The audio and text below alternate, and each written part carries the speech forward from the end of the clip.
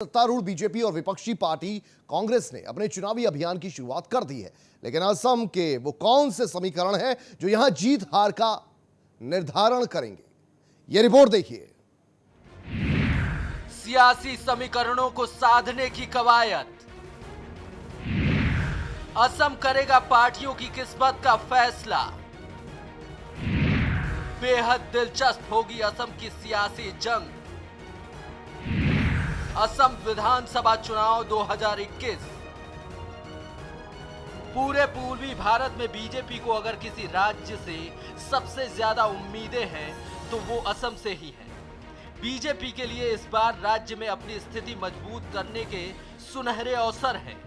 असम देश के उन राज्यों में से एक है जहां 1990 के दशक में कांग्रेस ने अपनी स्थिति सुधारी और मजबूत की, लेकिन 5 साल पहले प्रधानमंत्री नरेंद्र मोदी की अगुवाई में बीजेपी पूर्वोत्तर के सबसे बड़े राज्य में कमल खिलाने में कामयाब रही है, जिसे अब बीजेपी हर हाल में बचाए रखना चाहती है। आइए एक नजर डालते हैं असम के सियासी समीकरणों पर। असम में विधानसभा की कुल 126 सीटें हैं। 2016 में किसी को नहीं मिला था स्पष्ट बहुमत। असम विधानसभा में बीजेपी के 61 विधायक हैं। असम विधानसभा में कांग्रेस के 25 विधायक हैं।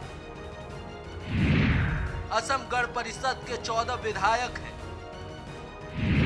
बोडोलैंड पीपल्स फ्रंट के 12 सदस्य हैं। AIUDF के 13 और 1 निर्दलीय सदस्य हैं। 2016 में असम के चुनाव में बीजेपी एक बड़ी ताकत बनकर पूर्वोत्तर के सामने आई थी। 5 साल पहले बीजेपी ने विधानसभा की 124 सीटों में से 61 पर जीत दर्ज कर अपने सहयोगी असम गण परिषद और बोडोलैंड पीपल्स फ्रंट के समर्थन से सरकार बनाई थी, जिसके बाद से बीजेपी का मनोबल बहुत ज्यादा बढ़ा हुआ है और अब बीजेपी असम की सत्ता को बरकरार रखने की जदोजहद में जुटी है। पीएम मोदी, अमित शाह और जेपी नड्डा ने असम में चुनावी अभियान की शुरुआत तो कर दी है, लेकिन असम की चुनावी तपिश में चुनौतियों की भी कोई कमी नहीं है। जाहिर है, चुनौतियों के इस अंबार में बीजेपी के लिए असम की सियासी राह इतनी आसान भी नहीं होगी। इस बात में कोई दो राय नहीं कि असम की सियासी परिपाटी में बीजेपी ने अपनी मजबूत ताल ठोकी है।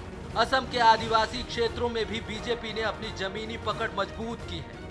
बीजेपी की यही मजबूती विपक्ष के लिए चिंता का सबब बन गई है। दरअसल असम में कांग्रेस नेतृत्व के संकट से जूझ रही है, लेकिन कांग्रेस असम में पिछली बार वाली गलती दोहराना नहीं चाहती। लिहाजा उसने बदरुद्दीन अजमल की AUDF समेत लेफ्ट पार्टियों के साथ गठबंधन किया है। इसके सहारे वो मुस्लिम वोटों को साधने की कवायद में लगी है। इस बार असम की जीत बीजेपी के लिए बेहद अहम साबित हो सकती है।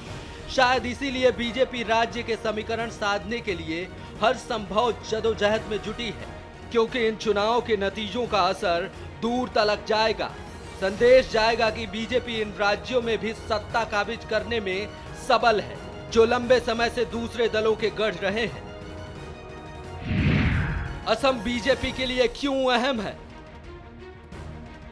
बता दें कि 2016 के विधानसभा चुनाव में प्रधानमंत्री नरेंद्र मोदी की अगुवाई में बीजेपी असम में पहली बार कमल खिलाने में कामयाब रही, जिसे वो किसी भी हाल में अपने हाथों से नहीं निकलने देना चाहती है। लेकिन कई चुनौतियां बीजेपी की राह मुश्किल बना सकती हैं, जिसमें सबसे बड़ी चुनौती NRC CAA मुद्दा है, जिस पर पार्टी नेता पूरी तरह से खामोशी साधे हुए हैं, जबकि विपक्ष इसे एक बड़ा चुनावी हथियार बना रहा है।